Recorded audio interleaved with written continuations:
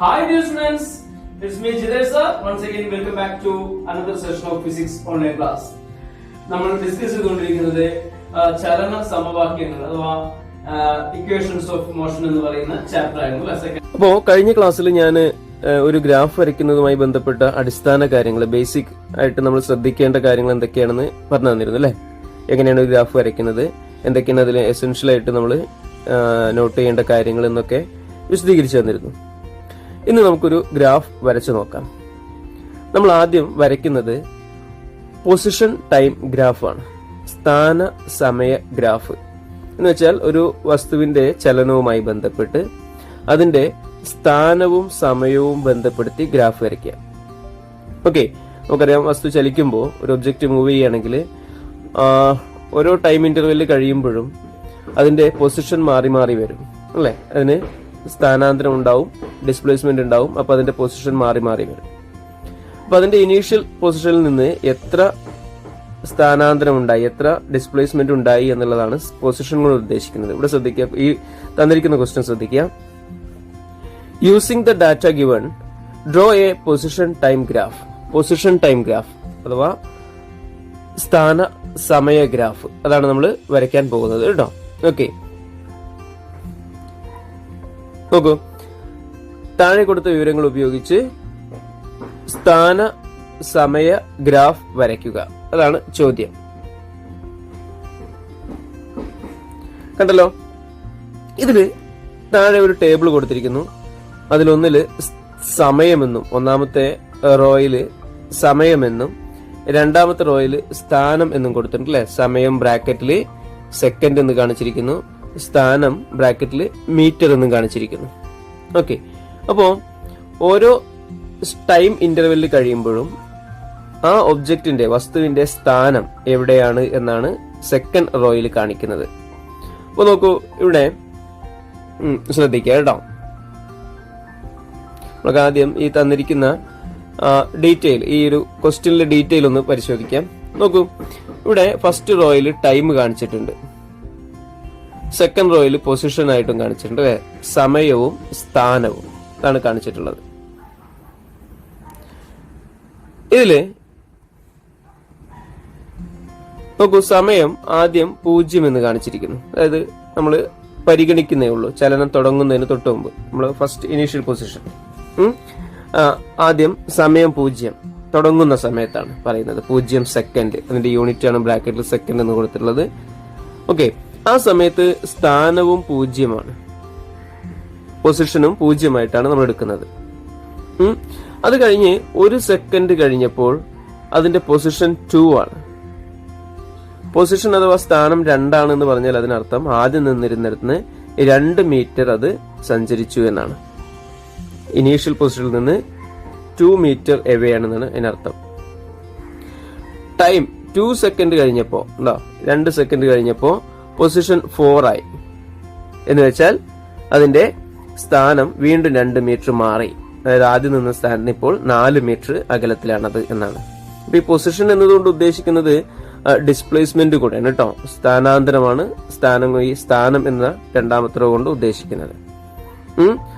Okay, അങ്ങനെ ഓരോ time interval കഴിയുമ്പോൾ 3 മിനിറ്റ് കഴിയുമ്പോൾ, 4 മിനിറ്റ് കഴിയുമ്പോൾ, 5 മിനിറ്റ് കഴിയുമ്പോൾ, 6 മിനിറ്റ് കഴിയുമ്പോൾ എത്രയൊക്കെയാണ് അതിന്റെ സ്ഥാനങ്ങൾ, എത്ര ഡിസ്പ്ലേസ്മെന്റ് അതിനുണ്ടായി എന്നാണ് കാണിക്കുന്നത്. 6, 8, 10, 12 മീറ്ററുകൾ. ഇതാണ് ഈ ടേബിൾ കൊണ്ട് ഉദ്ദേശിക്കുന്നത്. അപ്പൊ ഈ സമയവും സ്ഥാനവും ഉപയോഗിച്ചുകൊണ്ട്, ടൈമും പൊസിഷനും ഉപയോഗിച്ചുകൊണ്ട് നമ്മളൊരു ഗ്രാഫ് വരയ്ക്കുകയാണ്. നമ്മൾ നേരത്തെ പറഞ്ഞു, ഒരു ദ്വിമാന ഗ്രാഫ് ചിത്രത്തില് നമുക്ക് 2 അളവുകളെ ബന്ധിപ്പിച്ചുകൊണ്ടാണ് നമ്മൾ ഗ്രാഫ് വരയ്ക്കുന്നത് അല്ലെ. 2 അളവുകളെ ബന്ധിപ്പിച്ചാണ്. അപ്പൊ ഇവിടെ സമയവും സ്ഥാനവുമാണ് നമ്മൾ ബന്ധിപ്പിക്കുന്നത്, ടൈം ആൻഡ് പൊസിഷൻ. നോക്കാം എങ്ങനെയാണ് ഗ്രാഫ് വരയ്ക്കേണ്ടത് നോക്കാം. അപ്പൊ ആദ്യം നിങ്ങൾ ശ്രദ്ധിക്കേണ്ടത്, ഗ്രാഫിൽ ഈ ചോദ്യം എടുത്തെഴുതണം. ഗ്രാഫ് നിങ്ങളുടെ ഗ്രാഫ് ബുക്കിലെ ഓപ്പൺ ചെയ്ത് കഴിഞ്ഞാൽ ഫസ്റ്റ് പേജ്, നിങ്ങളുടെ പേരൊക്കെ എഴുതാനുള്ള പേജ് മാറ്റി വെച്ച് കഴിഞ്ഞാൽ അടുത്ത പേജിൽ നിങ്ങൾക്ക് കാണാം, ലെഫ്റ്റ് സൈഡിൽ ഗ്രാഫ് ഷീറ്റും റൈറ്റ് സൈഡിൽ സാധാ നോട്ട് ഷീറ്റും ഉണ്ടായിരിക്കും അല്ലെ. ലെഫ്റ്റ് സൈഡിലാണ് ഗ്രാഫ് പേജ് വരിക, റൈറ്റ് സൈഡിൽ നമുക്ക് നോട്ട് എഴുതാനുള്ള പേജാണ്. അപ്പൊ നിങ്ങൾ ഈ ചോദ്യം റൈറ്റ് സൈഡിലെ പേജിലും സാധാ നോട്ട്ബുക്ക് പോലെയുള്ള പേജിലും ലെഫ്റ്റിൽ ഗ്രാഫ് കാണും, അവിടെ അതിന്റെ ഗ്രാഫും വരയ്ക്കാം. അപ്പൊ നിങ്ങൾക്ക് അത് ഓപ്പൺ ചെയ്ത് വെച്ച് കഴിഞ്ഞാൽ ചോദ്യവും ഗ്രാഫും നിങ്ങളുടെ മുന്നിലുണ്ടായിരിക്കും. ഉണ്ടോ? ഓക്കെ, ആ രീതിയിൽ വേണം നിങ്ങൾ ഗ്രാഫ് എഴുതാൻ. ഓക്കെ, അപ്പൊ നമ്മളൊരു ഗ്രാഫ് വരയ്ക്കുന്നത് നോക്കാം ഇനി.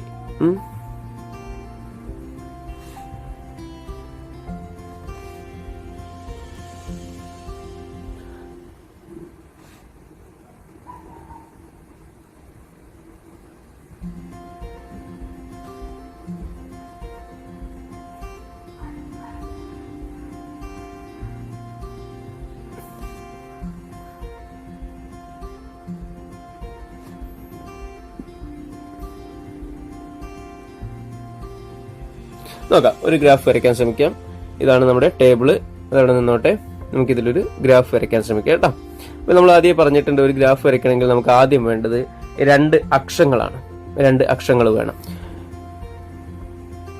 ഗ്രാഫിൽ നമ്മളിങ്ങനെ ലംബമായിട്ട് പെർപെൻഡിക്കുലർ ആയിട്ട് വരയ്ക്കുന്നത് y അക്ഷവും തിരശ്ചീനമായിട്ട് ഇങ്ങനെ പാരലൽ ആയിട്ട് വരയ്ക്കുന്നത് എന്താണ്?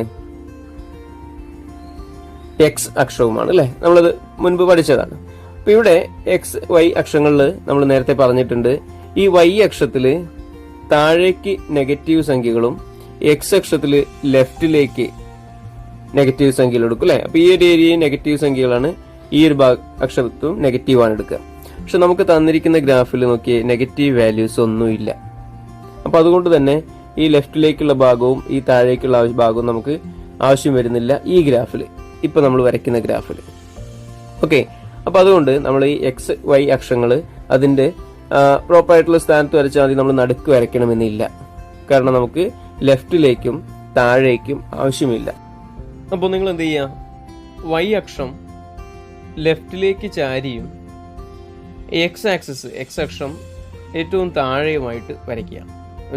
ഒരു സ്പേസ് കൊടുത്തിട്ട്, ചെറിയ സ്പേസ് കൊടുത്തിട്ട് ഏറ്റവും ഇടതുവശത്തും താഴെയുമായിട്ട് നിങ്ങൾ 2 ആക്സിസുകളും വരയ്ക്കാം.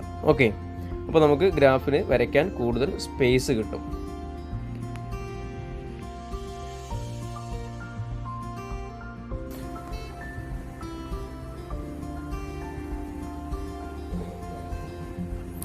ഇത്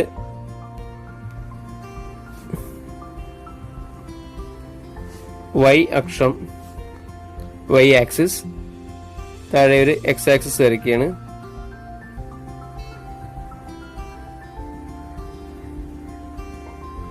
ഇത് x ആക്സിസ്. ഇത് പ്രോപ്പർ കറക്റ്റ് ആ കട്ടി കൂടിയ വരയുമ്പോൾ കൂടെ വേണം വരയ്ക്കാൻ കേട്ടോ. ഓക്കെ, ഇത് x ആക്സിസ്. അപ്പൊ നമ്മൾ ഇതിന് പേര് കൊടുക്കുന്നു x ഡാഷ്, മുകളിൽ y, താഴെ y ഡാഷ്. ഓക്കെ, ഇനി നമ്മൾ വരയ്ക്കേണ്ട ഗ്രാഫ് നോക്കിയേ, ഒരക്ഷത്തിൽ ടൈമും മറ്റേ അക്ഷത്തിൽ പൊസിഷനുമാണ് എടുക്കേണ്ടത് അല്ലെ. ഒരക്ഷത്തിൽ ഒരു ആക്സിസിൽ സമയവും മറ്റേ ആക്സിസിൽ പൊസിഷനും എടുക്കണം.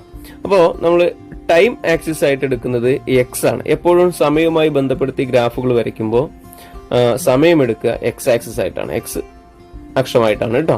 അപ്പൊ നമ്മൾ ഇവിടെ എന്ത് ചെയ്യുന്നു, സമയം, ഈ ആക്സിസ് സമയമാണ്, സമയത്തിന്റെ യൂണിറ്റ് സെക്കൻഡ് ആണ്. ഇങ്ങനെ ബ്രാക്കറ്റിൽ അത് എഴുതി വെക്കുന്നു. മുകളില് ലംബമായിട്ട് വരച്ചിരിക്കുന്ന y ആക്സിസിൽ നമ്മൾ എടുക്കുന്നത് സ്ഥാനമാണ്. അപ്പൊ അവിടെ നമ്മൾ സ്ഥാനം അല്ലെങ്കിൽ പൊസിഷൻ എന്ന് എഴുതും. ബ്രാക്കറ്റിൽ അതിന്റെ യൂണിറ്റ് മീറ്റർ എന്ന് വെക്കണം. ഇത് രണ്ടും എഴുതി വെക്കണം. ഇതെല്ലാം ചെയ്യേണ്ടത് പെൻസിൽ ഉപയോഗിച്ചിട്ടാണ് കേട്ടോ. ഗ്രാഫ് ഷീറ്റിൽ പെൻസിൽ മാത്രമേ ഉപയോഗിക്കാവുള്ളൂ എന്ന് ഞാൻ നേരത്തെ പറഞ്ഞിട്ടുണ്ട്. നല്ല ഷാർപ്പായിട്ടുള്ളൊരു പെൻസിൽ ഉപയോഗിച്ച് ചിത്രങ്ങൾ വരയ്ക്കുക. ഓക്കെ, ഇനി നമ്മൾ ഗ്രാഫ് വരച്ചു തുടങ്ങുകയാണ്. അപ്പൊ അതിന് ആദ്യം നമ്മൾ പറഞ്ഞു ഒരു സ്കെയിൽ കൂടി വേണം അല്ലെ. സ്കെയിൽ മീൻസ് നമ്മൾ ഈ ഗ്രാഫ് ഷീറ്റിൽ അടയാളപ്പെടുത്തുന്ന അളവുകൾ എത്രയാണെന്ന് രേഖപ്പെടുത്തണം അല്ലെ. നമ്മൾ ആദ്യം അത് തീരുമാനിക്കണം, ഫിക്സ് ചെയ്യണം. അപ്പൊ ഇവിടെ നോക്കി, നമ്മുടെ സമയം എന്ന് പറയുന്നത് 0 മുതൽ ഏതുവരെയുണ്ട്, 0 മുതൽ 6 വരെയുണ്ട് ടൈം എന്ന് പറയുന്നത് അല്ലെ. അപ്പൊ നമ്മുടെ ഈ x ആക്സിസിലാണ് നമ്മൾ സമയം എടുക്കുന്നത്. അവിടെ ഈ 0 മുതൽ 6 വരെ നമുക്ക് കിട്ടണം, അത്രേ ഉള്ളൂ. അതുപോലെ y ആക്സിസിലാണ് നമ്മൾ പൊസിഷൻ എടുക്കുന്നത്, സ്ഥാനം എടുക്കുന്നത് അല്ലെ. സ്ഥാനം നോക്കി, ഇവിടെ 0 മുതൽ 12 വരെയാണ് ഉള്ളത്. സ്ഥാനം 0 മുതൽ 12 വരെയാണ് നമ്മുടെ പട്ടികയിൽ തന്നിട്ടുള്ളത്. അപ്പോൾ ഈ y ആക്സിസിൽ നമുക്ക് 0 മുതൽ 12 വരെയും കിട്ടണം. ആ രീതിയിൽ വേണം നമ്മൾ സ്കെയില് തീരുമാനിക്കാൻ. ഓക്കെ, അപ്പൊ ഇവിടെ നോക്കി നമുക്ക് ടൈം താഴെ ടൈം 0, 1, 2, 3, 4, 5 അങ്ങനെ 6 വരെ മതി. അപ്പൊ നമുക്കത് ഇത് തന്നെ സുഗമമായിട്ട് കിട്ടും. ഈ ഗ്രാഫ് തന്നെ നമുക്ക് കിട്ടാവുന്നേ ഉള്ളൂ. നോക്കിയേ, 0 നമുക്കറിയാം. 0 എന്ന് പറയുന്നത് എക്സ് ആക്സിസും വൈ ആക്സിസും കൂടി ചേരുന്നതാണ് ഒറിജിൻ അതാ ആധാര ബിന്ദു എന്ന് പറയുന്നത്. അവിടെ എക്സ് ആക്സിസിലും വൈ ആക്സിസിലും വാല്യൂ 0 ആണ്. ഈ പോയിന്റ് എന്ന് പറയുന്നത് രണ്ടിലും 0 ഒരു പോയിന്റ് ആണ്. ഓക്കെ, അപ്പോൾ അവിടുന്ന് അങ്ങോട്ട് നോക്കി സമയം 1, 2, 3, 4, 5, 6 വരെ വേണ്ടേ? അപ്പൊ ഇങ്ങനെ തന്നെ നമുക്ക് എടുക്കാം. 1, 2, 3, 4, 5, 6, 7, 8 ഇങ്ങനെ എടുത്തു പോകാം. നമുക്ക് അതിൽ കിട്ടുന്നുണ്ട്, 6 വരെ അതിൽ കിട്ടുന്നുണ്ട്. ഇനി മുകളിലേക്ക് നോക്കി, പൊസിഷൻ y അക്ഷത്തിലാണ് അല്ലെ, y ആക്സിസിലാണ്. അത് 0 മുതൽ എത്ര വരെ വേണം? 12 വരെ പോകണം. അപ്പൊ നമ്മള് ഗ്രാഫിൽ 1, 2, 3, 4 അങ്ങനെ 12 വരെ എടുത്തു നോക്കുക. 1, 2 അങ്ങനെ 3, 4, 5, 6, 7, 8, 9, 10, 11, 12 വേണമെങ്കിൽ എടുക്കാം അല്ലെ, കിട്ടാവുന്നതേ ഉള്ളൂ. അതല്ല കിട്ടില്ല എന്ന് തോന്നുകയാണെങ്കിൽ അപ്പൊ നമ്മൾ എന്ത് ചെയ്യും? 2, 4, 6 അങ്ങനെ എടുത്തു പോകും. ഓക്കെ, ഇപ്പൊ ഇവിടെ അതിന്റെ ആവശ്യമില്ല. നമുക്ക് 1, 2, 3 തന്നെ എടുക്കാം കേട്ടോ. അത് വേറെ ഗ്രാഫുകൾ വരയ്ക്കുമ്പോൾ നമുക്ക് സ്കെയിൽ എടുക്കുന്നത് മനസ്സിലാവും. നമ്മള് സ്കെയില് കൂടുതൽ എടുത്തു കഴിഞ്ഞാൽ, വലിയ സംഖ്യകൾ എടുത്തു കഴിഞ്ഞാൽ നമുക്ക് ചിത്രത്തിന്റെ വലിപ്പം കുറയ്ക്കാൻ സാധിക്കും, ഗ്രാഫിന്റെ സൈസ് കുറയ്ക്കാൻ സാധിക്കും. അതിനാണ് നമുക്ക് പ്രോപ്പർ ആയിട്ടുള്ള സ്കെയിൽ എടുക്കുന്നത് കേട്ടോ. അപ്പൊ ഇവിടെ പൊസിഷൻ നോക്കി, 1, 2, 3,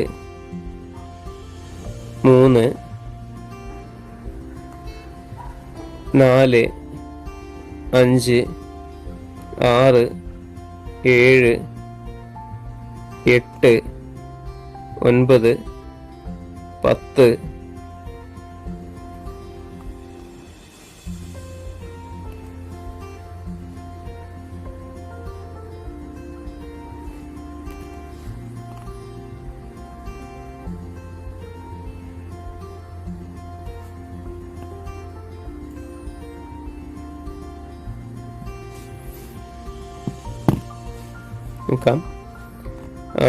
11, 12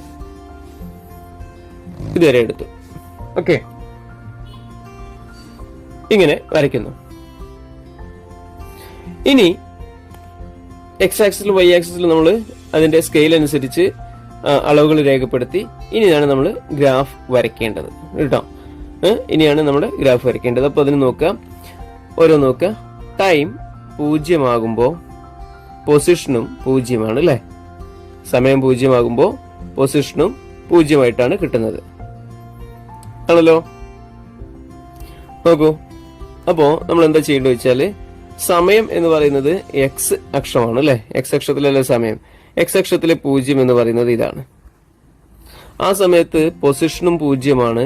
അപ്പോ വൈ അക്ഷത്തിലും നമ്മൾ എന്തെടുക്കണം? വൈ ആക്സിസിലും 0 എടുക്കണം. വൈ ആക്സിസിലെ 0 അവിടെ തന്നെയാണ്. ഇപ്പൊ 0, 0 എന്ന് പറയുന്നത് ആധാര ബിന്ദുവാണ്. എക്സ് അക്ഷത്തിലും 0, വൈ അക്ഷത്തിലും 0. ഓക്കെ, സോ ഒറിജിൻ എന്ന് പറഞ്ഞാല് എക്സ് ആക്സിസും വൈ ആക്സിസും വാല്യൂസ് 0 ആണ്. അപ്പോ ടൈമും പൊസിഷനും 0, 0 എന്ന് വരുന്ന ബിന്ദു പോയിന്റ് ഈ ഒറിജിൻ തന്നെയാണ്. നെക്സ്റ്റ് നോക്കുക, ടൈം 1. ടൈം എത്രയാണ്? 1 എന്നാണ് ടേബിളിൽ ഉള്ളത്. അതിന് താഴെ പൊസിഷൻ അതിന് എത്രയാണ് കാണിച്ചിരിക്കുന്നത്? 2 ആണ്. അപ്പോൾ ടൈം 1 എന്ന് പറയുന്നത് ഇതാണ് അല്ലെ. ടൈം 1 എന്ന് പറയുന്നത് ഇതാണ് ഇവിടെ. അപ്പോ ആ സമയത്ത് പൊസിഷൻ എത്ര ആവണം? 2 ആവണം. ഇതാണ് പൊസിഷൻ 2. അപ്പൊ ഇതിന്റെ സമയം 1 മുകളിലേക്ക് നോക്കുക, പൊസിഷൻ 2 നിന്ന് റൈറ്റിലേക്ക് നോക്കുക. ആ 2 പോയിന്റും കൂടെ ചേരുന്നത്, 2 ലൈനും കൂടെ ചേരുന്നത് എവിടെയല്ലേ? അതാണ് നമ്മൾ ഈ പോയിന്റ് ആയിട്ട് എടുക്കേണ്ടത്. അതായത് ടൈം 1 ആകുമ്പോൾ പൊസിഷൻ 2 എന്ന് പറഞ്ഞാൽ അതെവിടെയാണ്? അത് ഞാനത് കാണാൻ വേണ്ടി കുറച്ച് മാഗ്നിഫൈ ചെയ്യാം കേട്ടോ. നോക്കാം, ഇതാണ് ആ പോയിന്റ്. ഇതാണ് 1, 2 എന്ന് പറയുന്ന പോയിന്റ്. നെക്സ്റ്റ് ടൈം ടേബിളിൽ നോക്കുക. ടൈം 2. അപ്പൊ അതിന്റെ താഴെ പൊസിഷൻ എത്ര കാണിച്ചിരിക്കുന്നത്? 4 ആണ്. ടൈം 2 സെക്കൻഡ്സ് ആകുമ്പോൾ പൊസിഷൻ 4 മീറ്റർ ആണ്. അപ്പൊ നമ്മൾ ടൈം 2 എന്ന് പറയുന്നത് ഇതാണ്, പൊസിഷൻ 4 എന്ന് പറയുന്നത് y ആക്സിസിൽ ഇതുമാണ്. അപ്പൊ രണ്ടിൽ നിന്നും ഇങ്ങനെ നോക്കണം എവിടെയാണത് ചേരുന്നത് എന്ന്. കേട്ടോ, എവിടെ ചേരുന്നത്? ആ ചേരുന്ന പോയിന്റ് മാർക്ക് ചെയ്യാം. ഇവിടെയാണ് അത് ചേരുന്നത്.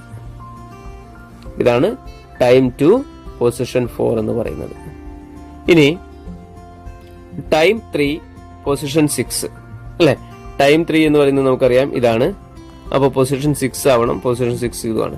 അപ്പൊ രണ്ടിൽ നിന്ന് ഇങ്ങനെ നോക്കുക, ഇത് ഇവിടെ എത്തുന്നു, ഇത് ഇവിടെ എത്തുന്നു. കണ്ടോ?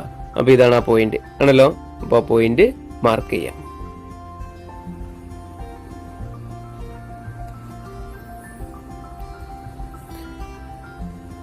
ടൂവും 6ഉം വരുന്ന പോയിന്റ് ഇതാണ്.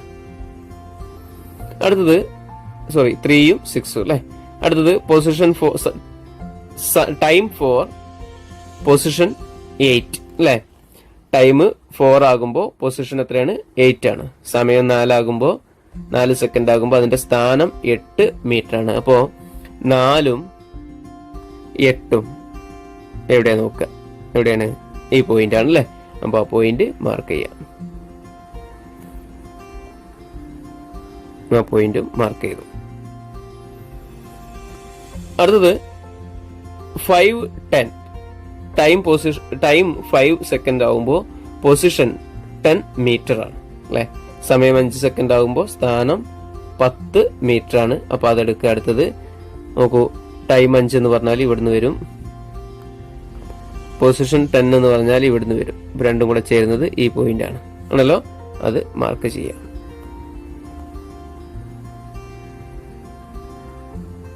ഓക്കെ, ലാസ്റ്റ് വൺ ടൈം 6 ആകുമ്പോൾ പൊസിഷൻ 12, സമയം 6 സെക്കൻഡ് ആകുമ്പോൾ പൊസിഷൻ 12 മീറ്റർ ആണ്. അപ്പോ 6ൽ നിന്ന് മുകളിലേക്ക് വന്ന് നോക്കുക, 12ൽ നിന്ന് റൈറ്റിലേക്കും പോയി നോക്കുക, രണ്ടും കൂടെ ചേരുന്ന പോയിന്റ് മനസ്സിലാക്കുക. ഓക്കെ, അത് ഈ പോയിന്റ് ആണ്. ഇപ്പോ നമ്മൾ ടേബിളിൽ പറഞ്ഞിരിക്കുന്നതിന്റെ അടിസ്ഥാനത്തില്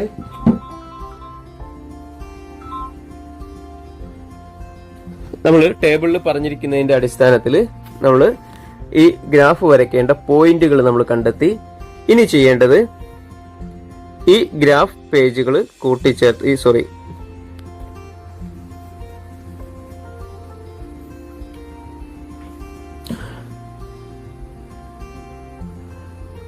ഇപ്പോൾ നമ്മൾ തന്നിരിക്കുന്ന ടേബിളിൽ പറഞ്ഞിരിക്കുന്ന പോലെ സമയവും പൊസിഷനും ബന്ധിപ്പിക്കുന്ന ആ പോയിന്റുകൾ നമ്മൾ ഗ്രാഫിൽ നോട്ട് ചെയ്ത് കഴിഞ്ഞു അല്ലെ?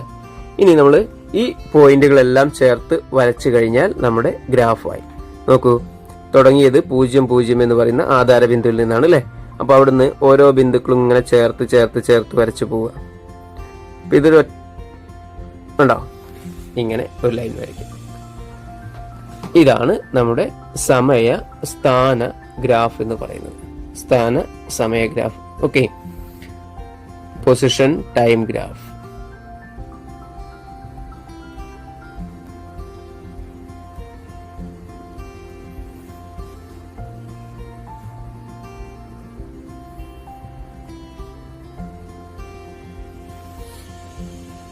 ഓക്കെ, ഇങ്ങനെയാണ് ഇപ്പോ തന്നിരിക്കുന്ന ടേബിൾ പ്രകാരമുള്ള ഒരു ഗ്രാഫ് വരയ്ക്കേണ്ടത്.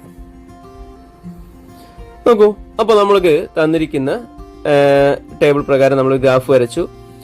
ആ ഗ്രാഫിന്റെ ഒരു പ്രത്യേകത ശ്രദ്ധിക്കുക. നമുക്ക് കിട്ടിയിരിക്കുന്ന ഗ്രാഫ്, നമ്മുടെ ഗ്രാഫ് സമയസ്ഥാന ഗ്രാഫ് എന്ന് പറയുന്നത് ഏതാണ്? ഈ ലാസ്റ്റ് വരച്ച ഈ ലൈനിനാണ് നമ്മളത് ഗ്രാഫ് എന്ന് പറയുന്നത് കേട്ടോ.